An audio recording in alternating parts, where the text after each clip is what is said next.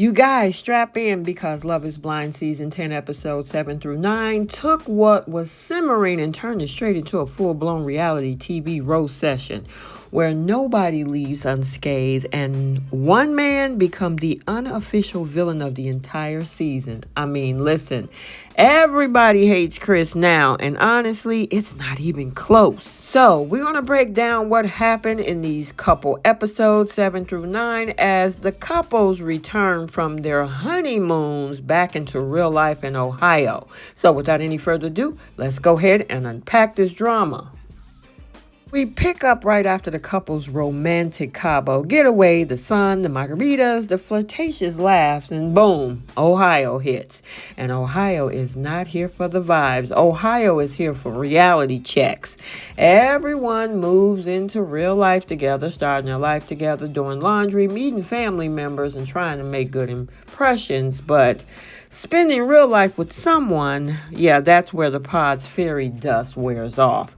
And this week is all about that collision between fantasy and the real world.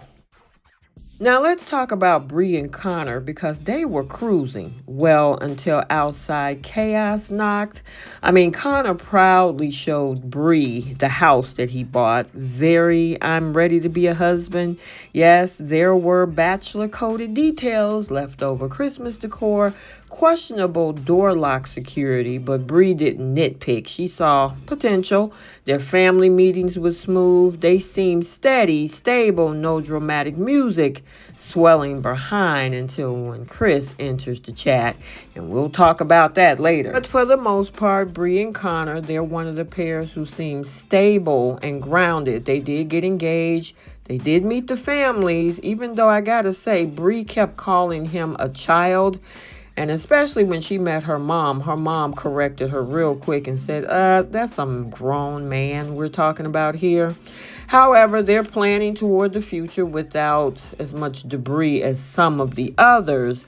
But like I said, once Chris stated inserting himself back into the picture, Bri had to process not just external interference, but also what that meant emotionally. Well, luckily, her commitment to Connor, at least for now, is clear and that she never crossed any lines, but the mere temptation of doubt was enough to add tension. Meanwhile, Brittany and Devontae hit some bumps as well. They try to navigate what real relationship communication looks like, including a sensitive conversation about compliments and emotional validation.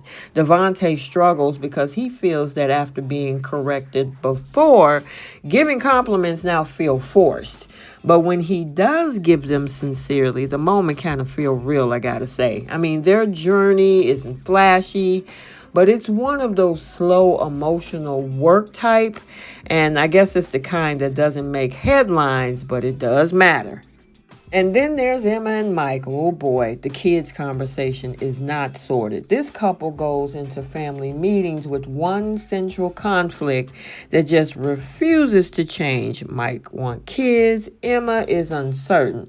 They both love each other, but neither is budging on something that could define their entire future. It's not dramatic in a yelling kind of way. It's dramatic in a life decision way, though. That slow burn tension might be the toughest obstacle of all. Christine and Vic, honestly, they're the gold standard right now. Vic meeting her mom and open up about growing up without a father, that was powerful. Christine sharing the insecurities tied to her rural upbringing and even showing him a hometown she once felt embarrassed by. Yeah, that's intimacy. And I guess that's trust too.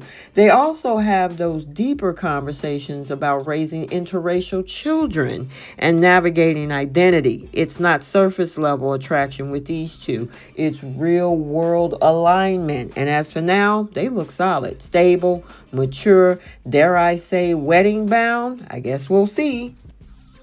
Amber and Jordan. Sweet but complicated. Amber's reuniting with her daughter after Cabo. That was emotional, heart-tugging as well. And Jordan still hasn't met her daughter yet, which is a massive milestone waiting to happen. Amber wants to stay in Mount Vernon for her daughter's stability. Jordan's lifestyle screaming in the city. Yeah, that's not a minor adjustment. That's a life relocation. Jordan meeting her family and stepping into that father figure energy, yeah, it's promising. But wanting to be a stepdad and actually restructuring your life to be one are two different things. Yeah, talking about tension, yeah, it's simmering. Do I smell barbecue? That brings us to Ashley and Alex. And oh, we got layers here. Ashley's father is barbecuing Alex, interrogating Alex like it's a deposition. Brutal, but it's necessary. Yeah, her dad is a lawyer and he smelled instability. Alex's nomadic lifestyle doesn't exactly scream settled husband.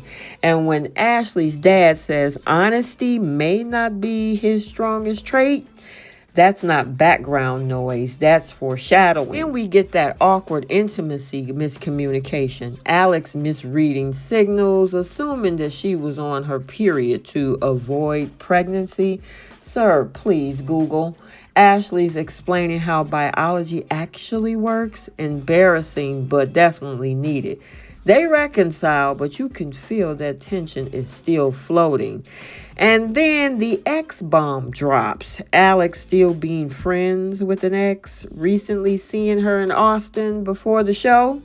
That's a trust tremor. They talk it out, but it's definitely filed away in Ashley's mental notes. And finally, you remember Chris, right? Engaged to Jessica. At first, his relationship seemed fine. But once the honeymoon glow faded, things got weird real quick. When they tried to talk about communication and connection back home, Chris drops a bomb. He didn't think they had a strong physical connection.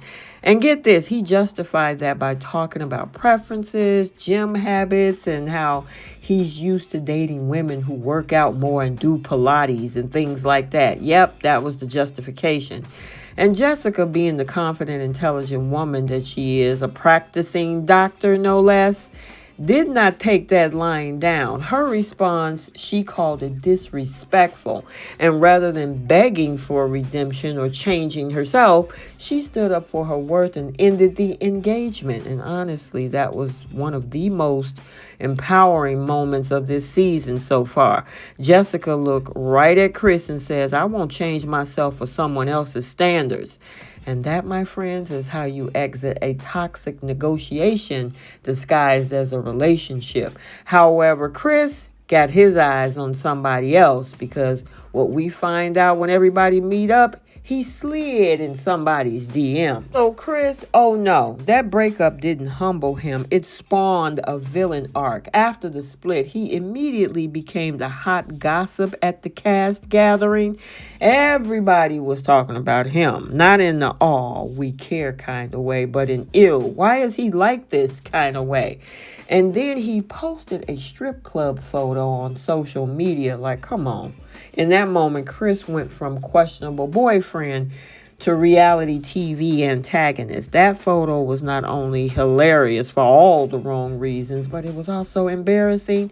And the women in the cast had zero chill. They clowned him, roast him, and his attempts at saving face just made everything worse. It's like watching somebody implode in slow motion, but in real time, and you just can't look away. Then, as if that wasn't enough, Chris slides into Bri's DM with the classic, oh yeah, and call me, even though she's engaged to Connor. And the collective reaction, a unified ill that literally echoed through the entire group. Bri did the right thing, showed Connor, and did not engage. But the whole situation was straight out of reality TV nightmare crossover episodes. Yeah, but let's not just talk about Chris, because yes, the fallout here impacts everyone's storyline to some degree. So where does that leave us? Well, Jessica walked away with her dignity intact. Bri and Connor are still engaged, but have new questions in the mix. Ashley and Alex are trying to decipher trust. Brittany and Devontae are learning how to validate each other. Emma and Mike are still stuck on the biggest life question of them all, kids or no kids. Christine and Vic continue to look like the mature, grounded couple everyone roots for. And Chris, well, Chris is everybody's favorite hot mess. Episode 7 through 9 prove that once again that Love is Blind isn't just about finding love. It's about discovering how much of yourself you're willing to bring to real life and how much of reality you're actually ready to face. Make sure you like, comment, and subscribe, and we'll see you next time.